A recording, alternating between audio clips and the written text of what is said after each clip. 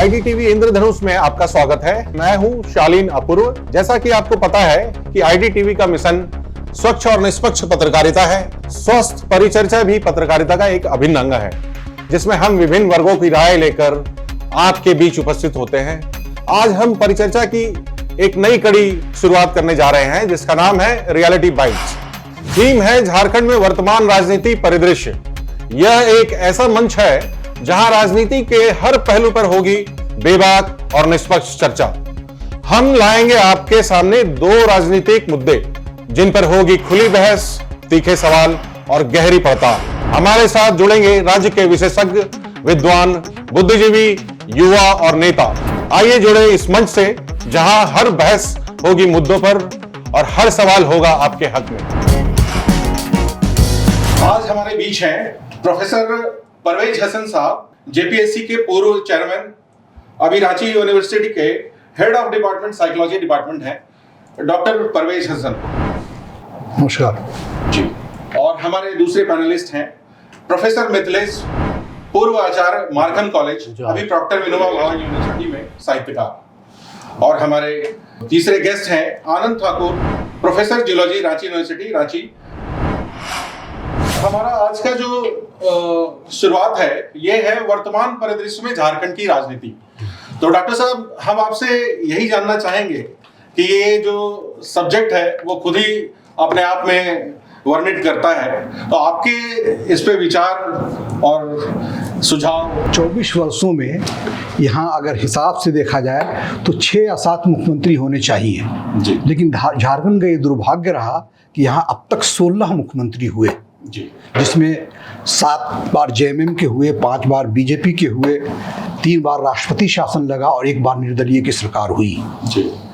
और जब कभी सरकारें बदलती हैं, इस 16 साल में इस 24 सालों में जो सरकारें बदली हैं, तो जब भी सरकारें बदलती हैं तो इसका विकास की गति खुद ब खुद रुक जाती है, क्योंकि हर मुख्यमंत्री का एक अपना विजन होता है, उसके अपने सलाहकार एडवाइजर्स होते हैं, उसके बहुत सारे कान होते हैं जो उसके ऑफिस के बाहर होते हैं। ये सारी चीज़ें बदल जाती हैं और दूसरे मुख्यमंत्री आ जाते हैं। इस वजह से विकास का जो दर है या रेट है, और जो विकास होना चाहिए था आपको 24 सालों में जो अन्य राज्यों में हुआ, उसकी तुलना में हमारा कम हुआ है और ये एक बड़ा कारण रहा है अस्थिर सरकार। आनंद साहब, आपसे हम ये जानना चाहेंगे, इनका मानना है कि बहुत सारी सरकारें बदलना और भी जो रीजन बता रहे हैं वो मूल कारण है, तो आपकी राय इस पे क्या होगी?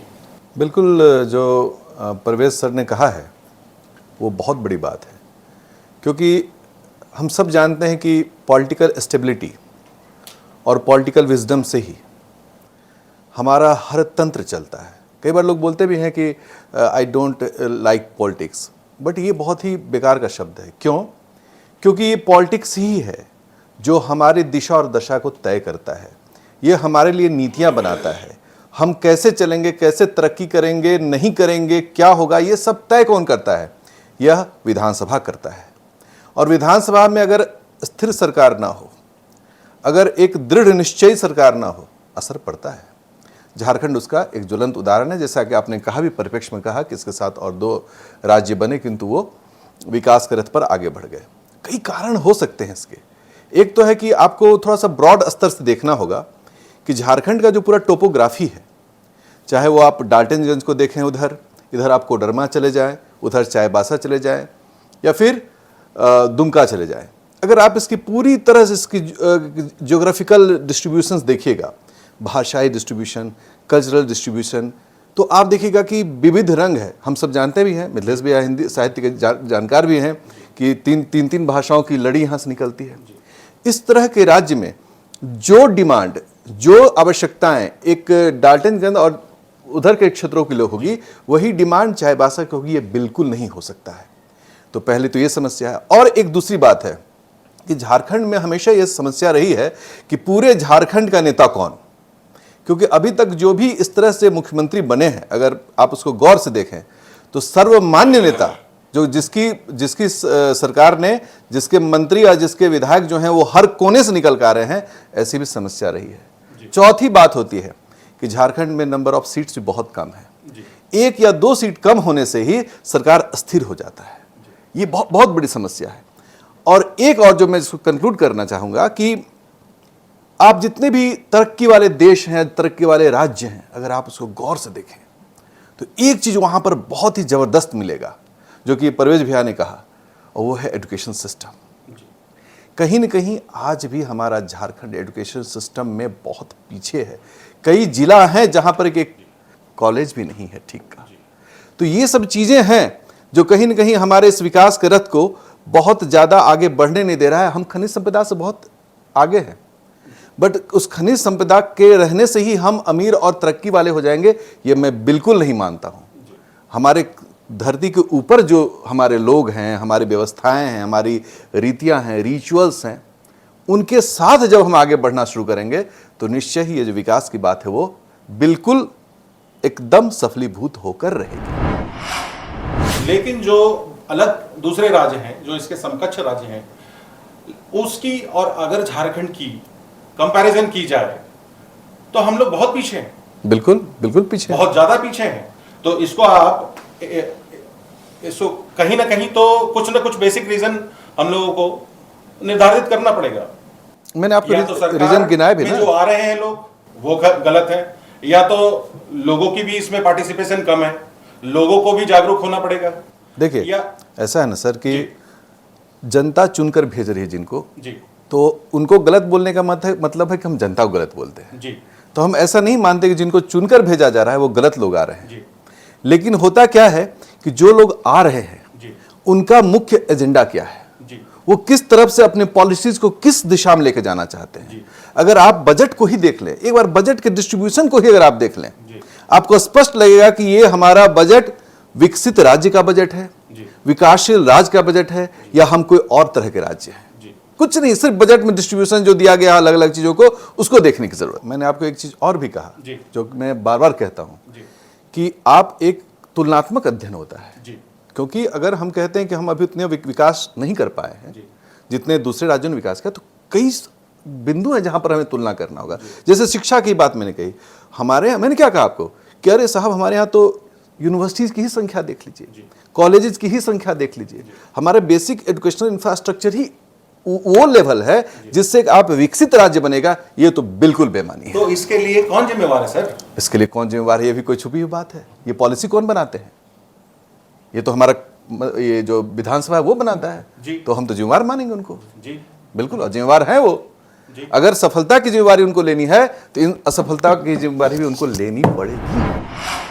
प्रोफेसर मिथिलेश जी का मैं फिर से अभिवादन करता हूं और आपके राय इसमें जानना चाहूंगा। रचना है हरिशंकर परसाई जी की। हरिशंकर परसाई आज़ाद भारत के सबसे बड़े लेखकों में है जी। उनकी एक रचना है, वो दीपावली के संदर्भ में है जी, जहाँ वो ये कहते हैं कि भाई हर साल मैं भी दीपावली के दिन रात भर जगता हूँ जी, और लक्ष्मी जी की पूजा करता हूँ, लेकिन लक्ष्मी जी आज तक मेरे घर नहीं आई। तो साल दर साल करते करते करते जब ये बात नहीं हुई कि नहीं आई लक्ष्मी जी, तो कारण तलाशना शुरू किया मैंने। तो फिर आगे लिखते हैं कि पता ये चला कि इसमें दोष लक्ष्मी जी का नहीं है, दोष उनके वाहन का है। तो दिक्कत यह है कि दोष यहाँ जनता का नहीं है जी। जनता के जो वाहक बने हुए हैं जी, और वाहकों के जो वाहक बने हुए हैं जी, उनका दायित्व तो कहीं ज्यादा है, हम सबसे ज्यादा है। अब रही बात कि जो आनंद जी ने कही और परवेज भाई ने जो बातें कही, उनको और थोड़ा सा खोलने की आवश्यकता है। आप देखिए कि जब तक ये बात जो कर रहे थे, मामला नीतिगत और नियतगत है जी। नीतिगत मामलों में देखें कि आप capitalist driven economic policy, social policy को लेकर के चलिएगा तो विकास नहीं होगा। वहां विकास कुछ पूंजीपतियों का होगा, जनता का विकास नहीं हो पाएगा जी। जनता को आप रेवड़ी ही देते रहेंगे जी। जनता रेवड़ी लेकर के आपको वोट भी देती रहेगी, आप वोट लेकर के शासन में आते रहेंगे जब तक जनता के विकास के लिए आप जनता की जरूरतों के मुताबिक, जी। जैसे कहें कि पलामू के इलाके में अलग तरह की नीति को अपनाना पड़ेगा आपको, साहेबगंज में अलग नीति अपनाना पड़ेगा, चाईबासा के लिए अलग नीति बनानी पड़ेगी, गिरिडीह के लिए आपको अलग नीति बनानी पड़ेगी। और ये जान लीजिए कि ये एक मिनी भारत है झारखंड, जी बिल्कुल, जहां 32 आदिवासी समुदाय, बल्कि अब ज्यादा संख्या हो गई है, उनकी अलग भाषाएं हैं, उनकी अलग संस्कृति है, उनकी अपनी पारंपरिक स्वशासन की व्यवस्था भी है, उनकी अपनी मान्यताएं, सारे टोटेम वगैरह सब कुछ है जी। तो इतने हैं। बाकी और दूसरे समुदायों को आप देख लीजिए कि जो गैर आदिवासी हैं, जी। गैर आदिवासियों में आपकी एक बड़ी आबादी जो बाहर से, जिनको आप सो कॉल्ड बाहरी भी कहते हैं, जी। वो भी हैं, आपके भीतर भी जो लोग हैं। तो इन सब की आवश्यकताएं अलग अलग ढंग से अपनी है और सबकी प्राथमिकताएं भी अलग अलग हैं जी। तो कैसे हम अधिकतर लोगों की प्राथमिकताओं को एड्रेस कर सकें, ये सोचना हम लोग को पड़ेगा। और ये अब तक सोचा नहीं गया है। आरंभ में ही आप देखिए कि जब पहला बजट आया था जी, तब को ध्यान में रखिए, तो उस समय क्या हुआ था, लाभ का बजट पेश किया गया था। यहाँ मैं अर्थशास्त्र का व्यक्ति नहीं हूं, लेकिन लाभ के बजट को पेश किया जाना किसी भी विकासशील राज्य के लिए फायदेमंद नहीं होता है। उसका नुकसान जो एक दफा दो दफा उठाया गया, उस नुकसान को, उसकी भरपाई हम आज तक कर रहे हैं। तो इसके पीछे आप उसकी कारण क्या समझते हैं? उसका कारण कि हमारा राजनीतिक व्यवस्था है, हमारा राजनीतिक नेतृत्व जो रहा जी, उसके अनुभव की कमी थी। मैं नियत की बात नहीं करूंगा, मैं वो कुछ ऐसे आरोप मैं नहीं लगाना चाहूंगा कि जहां ये लगे कि भाई वो उनको, उन पर कोई अनर्गल आरोप नहीं, लेकिन उनके विजन में वो कमी थी। वो मान रहे थे कि हमारी धरती के नीचे जो खजाना गड़ा हुआ है वही हमको लाभ दे देगा। जब तक हमारे घर में कुछ रखा हुआ हो, तो हम उसका उपयोग न करें बेहतर ढंग से। नहीं, आपका कहने का ये मतलब है कि जो विजनरी लोग हैं उनको जगह नहीं मिली। नहीं, लोग वो उनकी जरूरतें हैं, लेकिन वो उनकी अपनी जरूरतें हैं। वो जिनको जरूरी समझते हैं उनसे वो संपर्क करते हैं। उसके बारे में मुझको नहीं करना है, वो शासन में है, वो जो चाहे वो कर सकते हैं, वो उनकी पसंद का मामला होता है। लेकिन उनकी पसंद जो है वो राज्य की जरूरत के अनुरूप होना चाहिए, ये नहीं हो पा रहा है। डॉक्टर साहब, मैं आपसे इस पे आपके विचार जानना चाहूंगा। हमारे यहाँ हमने पहले भी कहा ना, हमारे यहाँ हमारे विद्यार्थी एज ए शिक्षक जो हमने महसूस किया, हमारे विद्यार्थियों में न टैलेंट की कमी है, ना इच्छा शक्ति की कमी है जी। फिर मामला वहीं आ जा रहा है जी। हमारे यहाँ कमी क्या है? हमारे यहाँ कमी इंस्टीट्यूशंस की है, हमारे यहाँ कमी शिक्षक की है। हमारे यहाँ पूरी की पूरी झारखंड के विश्वविद्यालय जो है नीड बेस्ड टीचर से चल रहा है। सर, आपको मैं एक बात में इंटरप्ट करना चाहूंगा। सिर्फ आपने कहा इच्छा शक्ति की कमी नहीं है, तो आपको क्या लगता है कि इन सब चीज बिना इच्छा शक्ति के हो जाएगी? यहाँ के लोग जी, हम अगर ये चाहें जी, नहीं, हम ये अगर चाहें कि यहाँ परमानेंट शिक्षक का अपॉइंटमेंट हो जाए, हम नहीं कर सकते हैं। ये इच्छा शक्ति सरकारों में आना होगा।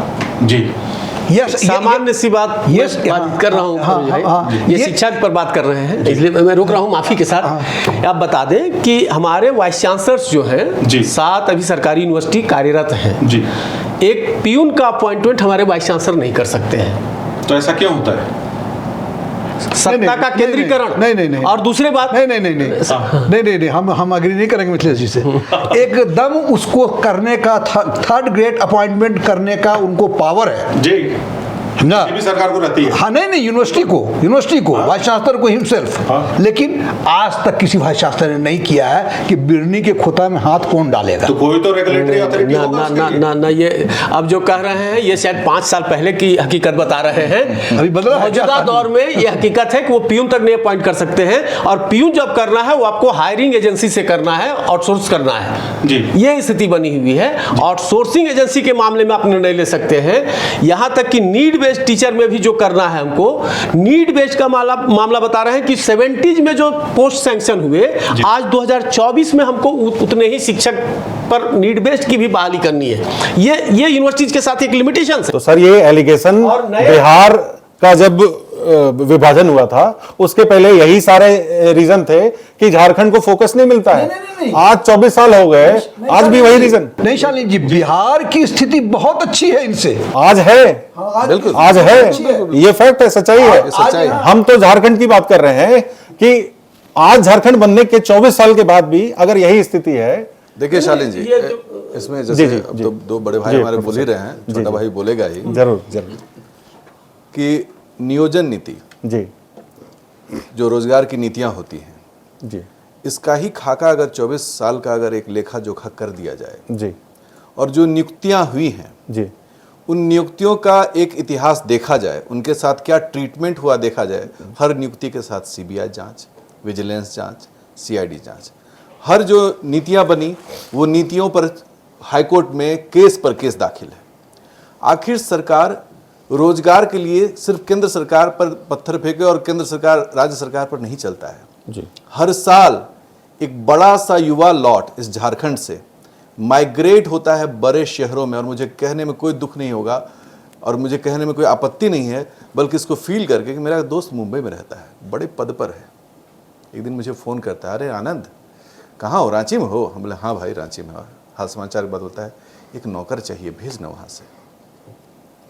मतलब गुस्सा की क्या सीमा, मैं शिक्षक हूँ, जी वो मुझसे मेरा विद्यार्थी मांग रहा है, और अगर मैं उसे एक नौकर भेजता हूँ अर्थात मेरे शिक्षक के रूप में मेरी जो इंटीग्रिटी है वो वहाँ समाप्त हो जाती है। जी मैंने कहा कि लानत है तुम पर, तुमको समझ नहीं आता है कि ये झारखंड है, यहाँ से नौकर चाकर नहीं जाते हैं। लेकिन सच तो यही है कि अखबारों में जब हम पढ़ते हैं इस तरह की घटनाएं जिसमें कि यहाँ के लड़के लड़कियों को बाहर में, मतलब एक कहें कि दास प्रथा खत्म नहीं हुई। एक शिक्षक होने के नाते आपने बुलाया, जी बिल्कुल। अगर ये बात हम ना कहें तो बेईमानी होगी। बिल्कुल। हम ये एकदम कह के आपके मन से जा रहे हैं कि यहाँ के पॉलिटिकल लीडर्स को हाँ। ओरिएंटेशन की जरूरत है। जी बिल्कुल। और ये ओरिएंटेशन हम लोग जैसा छोटा आदमी उनको ना देगा यही तब तक ये नहीं होगा। यही चीज चिन्हित करने की बात है सर। एक मिनट आपका कहना है जो अभी प्रेजेंट सरकार है, जो आपने वर्ड इस्तेमाल किया वो तो अनकॉन्स्टिट्यूशनल है, मैं बोल नहीं सकता हूं, लेकिन ये दोष आप किसको दे रहे हैं? जो अभी प्रेजेंट सरकार है या जो आप तो 24 साल की बात कर जी रहे हैं। जी जी जी 24 साल में बता जी रहे हैं, हम आपको यूनिवर्सिटी के 24 साल की बात जी, यूनिवर्सिटी के जी। लोग हैं, यूनिवर्सिटी के लोग अभी यूनिवर्सिटी की बात जी। बता दे रहे हैं। नहीं मुंह खोलना पड़ेगा सर, मुंह खोलना पड़ेगा। और मुंह खोल के जब तक आप चीजें बाहर नहीं लाएंगे तो लोग इसको समझने की क्षमता कैसे डेवलप करेंगे? हम लोग एक तुलनात्मक अध्ययन में ही हैं, लेकिन हम लोग कोई राजनीतिक पार्टी नहीं है। बात सही है, 24 साल में बात सही 24 है। साल की बात बता रहे हैं। बिल्कुल। 24 साल तो में- हमारा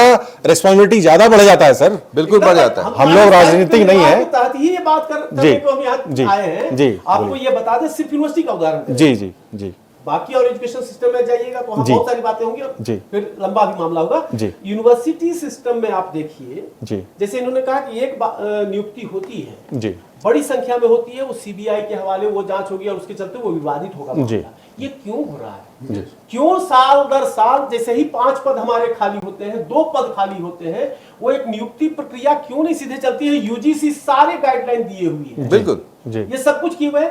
या आप चाहते हैं कि एक संस्था बनावे और उसमें संख्या सदस्यों की आधी रखें और कर्मचारियों की संख्या उससे भी आधी कर दें, और उनके जिम्मे आप चाहते हैं कि सब कुछ वो कर ले। विश्वविद्यालयों को आपने तो कुछ नहीं दिया है, उनकी क्या जरूरतें हैं? किस साल उनको हिंदी का शिक्षक चाहिए, किस साल उनको पॉलिटिकल साइंस का शिक्षक चाहिए, किस साल उनको इकोनॉमिक्स का चाहिए, किस साल उनको फिजिक्स का चाहिए, ये इन जरूरतों को वो महसूस कर रहे हैं। यूजीसी ने जब सारा कुछ आपको निर्धारित करके दे दिया है, तो इसके पीछे मनसा क्या है फिर? मनसा कुछ नहीं है, कुछ नहीं है, सिर्फ और सिर्फ इच्छा शक्ति का अभाव है। और हम नहीं चाहते हैं कि भाई वो हम अपना काम बन जाए, और इसमें आप एक पॉलिटिकल पार्टी को दोषी नहीं ठहरा सकते जी। हैं। 5 साल की अवधि कम नहीं होती किसी के लिए। जी। जो लोग और बाकी रहे हैं 15 से 17 साल 20 साल, उन्होंने भी जो है वो भी, और शायद आगे आने वाले दौर में भी जो आएंगे वो भी कुछ करेंगे। देखिए, क्या है, और इसमें सवारी की भूमिका सबसे अधिक है। जी, देखिए, अगर जी। मैं अभी भी सवाल- डॉक्टर साहब अभी तक आपने सवारी को डिफाइन नहीं किया है। हम बता रहे हैं आपको, जी 24 साल हो गए, जी यूनिवर्सिटी की हम बात कर रहे हैं, अब तक विश्वविद्यालय सेवा आयोग यहाँ नहीं बना। जी क्या उसके लिए टीचर जिम्मेदार है? क्या किसी एक आदमी की सरकार जिम्मेदार है? आप ये बताइए 24 सालों में कम से कम यूनिवर्सिटी सर्विस कमीशन बनना, ट्रस्ट बनाना है, जी। फिशरी ऑफ क्या है भाई, सब बनाना है। हाई कोर्ट सुप्रीम कोर्ट में केस भी लड़ना है। नहीं, और उसके बाद म्युनिसिपल मजिस्ट्रेट भी बनाना है, जी। उसको ही बनाना है, और पीपी उसी को बनाना है। साहब तो अब विश्वविद्यालय अपना एक अंग है, उसको विश्वविद्यालय सेवा आयोग बना दीजिए। वहाँ टीचर रहेंगे, टीचर के दर्द को टीचर समझेगा और वो जानेगा कहाँ जरूरत है कहाँ जरूरत नहीं है। हमने कहा माने वही है कि आप जो है इतना कम पैसा दीजिएगा, 500 रुपए क्लास दीजिए। देखिए, एक्चुअली की भी जरूरत नहीं है। यदि हम यूजीसी ने साफ इनको दिया हुआ है कि नियुक्ति की प्रक्रिया क्या होगी, सब कुछ दिया हुआ है कि अपूर्व जी को यदि नियुक्त होना है तो अपूर्व जी ये क्राइटेरिया फुलफिल करेंगे तब होगा, सब कुछ होगा जी। आप विश्वविद्यालयों को ही जिम्मे लगा करके, और जो जिम्मा नहीं लेना चाहते हैं उनको कहिए कि भैया आप अपने जाकर घर में आराम कीजिए। कारण कि केवल एंजॉयमेंट के लिए आपको कोई पद नहीं दिया जाता है, पद जवाबदेही है और उस जवाबदेही का निर्वाह करना पड़ेगा। हम एस्टेब्लिशमेंट कॉस्ट बढ़ाने की भी बात नहीं कर रहे हैं। आप कहते नहीं इसमें इतना करोड़ रुपया हमारा खर्च होगा साल में, वो हम आप रखिए अपना खर्चा, जो खर्चा चल रहा है उसी में कीजिए। साफ उसमें कहता है कि वाइस चांसलर होंगे सिलेक्शन कमेटी में, 3 एक्सपर्ट होंगे सिलेक्शन कमेटी में, कंसर्न हेड डीन रहेंगे सिलेक्शन कमेटी में, आप गवर्नमेंट नॉमिनी रख दीजिए, चांसलर नॉमिनी रख दीजिए, नियुक्ति करवा लीजिए, प्रोन्नति करवा लीजिए। वो सारा कुछ आपको सेंट्रल से वो निर्देश मिला हुआ है, बगैर किसी खर्चे के वो काम हो सकता है, या मामूली खर्चे में जो एक्सपर्ट को बुलाने, उनको रखने, खिलाने पिलाने में जो खर्च हो। देखिए, इच्छा शक्ति हर एक मुख्यमंत्री की होती है। कोई मुख्यमंत्री बनता है तो वो यह सोचता है कि हमारे राज्य का तरक्की होना चाहिए, लेकिन अब जो हम एजेंडा बात बता रहे हैं, जो प्राथमिकता और एजेंडा है, देखें आप कैसे होता है। क्या होता है कि अगर हम कहते हैं कि झारखंड गरीब है, तो पूरा दुनिया जानता है, हर व्यक्ति जानता है कि गरीब को सिर्फ शिक्षा ही एक ऐसी व्यवस्था है जो उसके जीवन को बदल सकता है। ठीक है, उसको आप जो सुविधाएं हैं, अन्न दे रहे हैं, दीजिए। उसको आप 1000 रुपया अकाउंट में भेज रहे हैं, दीजिए। बिजली का सब्सिडी बिल्कुल दीजिए, गरीब है वो नहीं दे सकता है, दीजिए। लेकिन वो गरीब ना रहे जी, इसकी क्या व्यवस्था हो रही है जी। आप गौर करिए शालीन जी, 24 साल का देखिए यहाँ का इतिहास, कितने शिक्षक विधानसभा गए जी। पार्टिसिपेशन बहुत महत्वपूर्ण बात बता रहे हैं। आजादी के बाद में 2 ही वर्ग थे, एजुकेशन पॉलिसी ठीक है, ठीक है। आजादी के बाद पूरे भारत का इतिहास देखिए, अगर गौर करिएगा तो शिक्षकों और वकीलों ने ही ज्यादातर इन चीजों का कमान संभाला, क्योंकि वो समाज से जुड़े हुए व्यक्ति थे।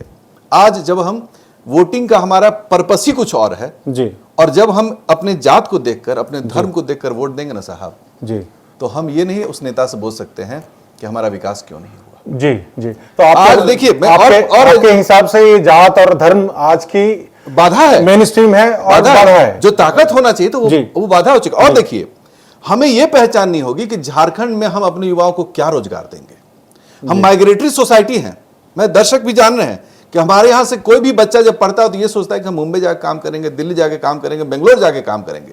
कोई ये नहीं सोचता है कि हम झारखंड में काम करें। क्यों? क्योंकि यहां जो गैप्स हैं, यहां वो फील्ड जहां पर हमारा जॉब लग सकता है उसकी पढ़ाई नहीं है। भैया ने कहा, मिथिलेश सर ने, भैया ने कहा है कि अगर पर्यटन हमारी ताकत है तो मुझे बताएं कि पर्यटन के लिए आपने क्या योजना है, क्या गैप्स पर काम हुआ, कितने यूनिवर्सिटीज में काम हो रहा। और जहां तक यूनिवर्सिटी का, चूंकि मैं खुद यूनिवर्सिटी से आता हूं, कुल मिला के आप सरकारों को दोष, सिर्फ प्राइवेट यूनिवर्सिटी नहीं, सरकारों का ही दोष एकमात्र नहीं है। हाँ, नियम बनाने वाले सिर्फ सरकार नहीं होते हैं। जनदबाव का निर्माण जो जनदबाव बिल्कुल एक्सपोजर की कमी है सर, बिल्कुल एक्सपोजर की कमी। यहाँ बहुत सारी कोयला खदानें शुरू हुई हैं। तो आपको प्रोफेसर साहब, आपको मैं बीच में कितनी कोयला खदानें जो हैं वो सरकारी सेक्टर से शुरू हुई हैं, यानी सीसीएल, बीसीसीएल वगैरह जो है उनकी ओर से शुरू हुई हैं, और कितने प्राइवेट प्लेयर्स आए हैं, इस पर आप गौर कर लीजिएगा तो बहुत सारे जवाब आपको मिल जाएंगे। आपकी हो सकता है कि टोटल वार्षिक आमदनी जो है, वार्षिक आय बढ़ी हुई नजर आवे, लेकिन हम में से कोई 10 लाख रुपया कमा ले, इधर से आप 2 लाख रुपया कमा रहे हैं, दोनों का औसत निकालेंगे 6-6 लाख हो जाएगा, लेकिन आपकी आमदनी 2 लाख रहेगी, बाकी जो कमा रहे हैं उनकी 10 लाख रहेगी। तो इस चीज को समझना पड़ेगा थोड़ा सा हम लोगों को, तब ये बात ज्यादा स्पष्ट हो सकेगी, और तभी इस राज्य की जनता को आर्थिक रूप से, शैक्षिक रूप से, स्वास्थ्य के लिहाज से, बाकी आधारभूत संरचना के लिहाज से समर्थ बनाना संभव होगा। जवाबदेही तय करनी होगी, सबकी जवाबदेही तय करनी पड़ेगी। और आप सबों ने जो अलग अलग जो कोर विषय हैं जिस पे काम करने की जरूरत है हमारी सरकार को, वो शुरुआत होती है लॉ एंड ऑर्डर से, शिक्षा से, स्वास्थ्य से। इन बेसिक मुद्दों को जो आज 24 साल होने के बावजूद झारखंड जिस पे कुछ काम होना चाहिए और ज्यादा अग्रेसिव तरीके से होना चाहिए, उसको हमारे सारे पैनलिस्ट का कहना है कि वो जिम्मेवार और तीव्रता से होनी चाहिए। धन्यवाद आप सबों का यहाँ पे आने के लिए। और